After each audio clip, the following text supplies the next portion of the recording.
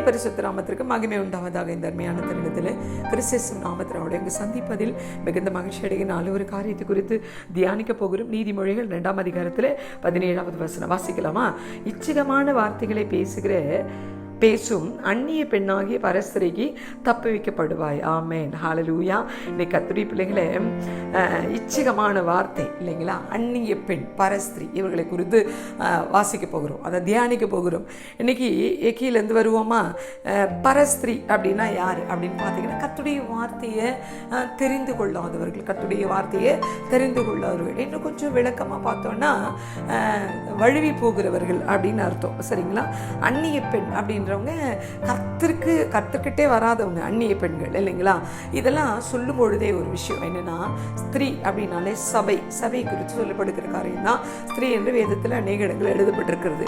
அப்படின்னா இன்றைக்கு கர்த்தருடைய பிள்ளைகள், கர்த்தரை அறிந்த பிள்ளைகள், கர்த்தருக்காக வைராக்கியமாக வாழுகிறவர்கள், கர்த்தருக்கு ஊழியம் செய்கிறவங்க எப்படிப்பட்ட காரியத்தில் சிக்கி கொள்ளக்கூடாது. இன்னைக்கு நிறைய உபதேசங்கள் வந்துருச்சு. எப்படின்னா, கர்த்தரை விட்டு வழுவி போகிற உபதேசங்கள், கர்த்தரே வேண்டாம், இயேசுவே வேண்டாம் அப்படின்ற உபதேசங்கள்லாம் வந்துருச்சு இல்லைங்களா? அப்படிப்பட்ட உபதேசங்களை விட்டு வழுவி போகிறது தான் இன்றைக்கு அந்நிய ஸ்திரீ என்று சொல்லப்படுகிறது. இச்சகமான வார்த்தை எப்படின்னா, கர்த்தருடைய வேதத்துக்கு விரோதமாய் பேசுகிற வார்த்தைகள் தான் இச்சகமான வார்த்தைகள். அது மட்டும் கிடையாது, இது மட்டும் இல்லை. மேல வசனம் சொல்லுகிறது 16, தன் இளவயதின் நாயகனை விட்டு தன் தேவனுடைய உடன்படிக்கையை மறந்து. அல்லேலூயா. இளவயதின் நாயகனை விட்டு அப்படின்னா யாருங்க? கர்த்தராகிய இயேசு கிறிஸ்துவை விட்டு தேவனுடைய உடன்படிக்கையை மறந்து, என்னெல்லாம் பிரமாணம் சொல்லுகிறதோ, கர்த்தருடைய வார்த்தை சொல்லுகிறதோ, வேதம் சொல்லுகிறதோ, இதெல்லாவற்றையும் மறந்து. அல்லேலூயா. அப்படின்னு அன்னைக்கு யோசிச்சு பாருங்க, தேவ பிள்ளைகளை கர்த்தருக்கு விரோதமாய், துர்ச்சவைகளுக்கு விரோதமாய், இதெல்லாம் விட்டுட்டு வேதத்துக்கு விரோதமாய், அல்லேலூயா, வார்த்தைக்கு விரோதமாய் எங்கெங்கெல்லாம் உபதேசங்கள் நடக்கிறதோ அதெல்லாம் பரஸ்திரியின் உபதேசம். அல்லேலூயா. அதெல்லாம் என்னங்க? அதெல்லாம் பரஸ்திரியின் உபதேசம். அது மட்டும் கிடையாது, அதெல்லாம் அந்நிய பெண்ணின் வார்த்தை. ஆமேன். இச்சகமான வார்த்தை. ஆமேன். அல்லேலூயா. அதுக்கெல்லாம் தப்புவிக்கப்படுவாய். எப்ப?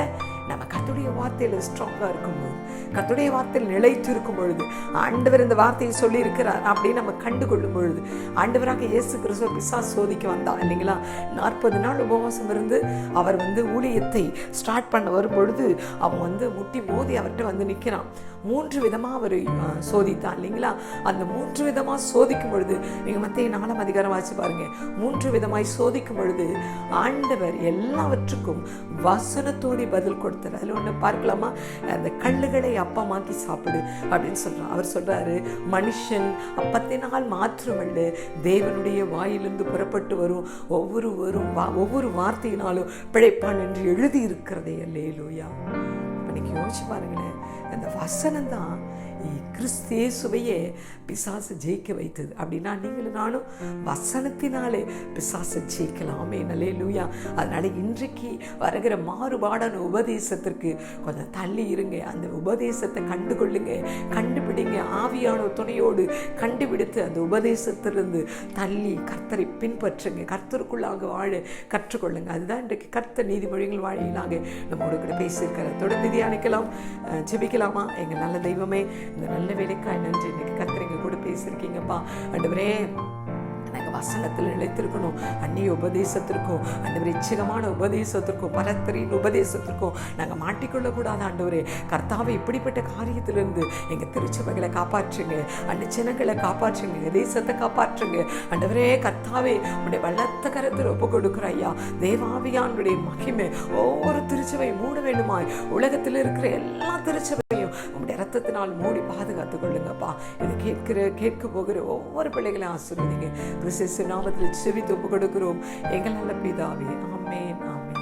God bless you all.